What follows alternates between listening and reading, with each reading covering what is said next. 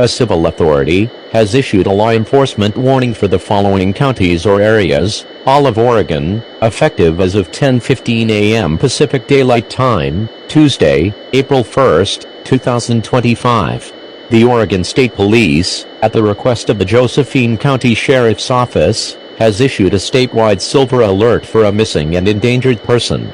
He is identified as Donald Albert Gale, a 73-year-old white male of Grants Pass, Oregon.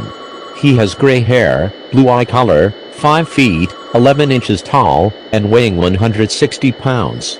Donald left his residence at the 5000 block of Williams Highway in the early morning hours of Sunday, March 30th, 2025, in a silver-colored 2001 Dodge Ram 2500 pickup, Oregon license WBB 795.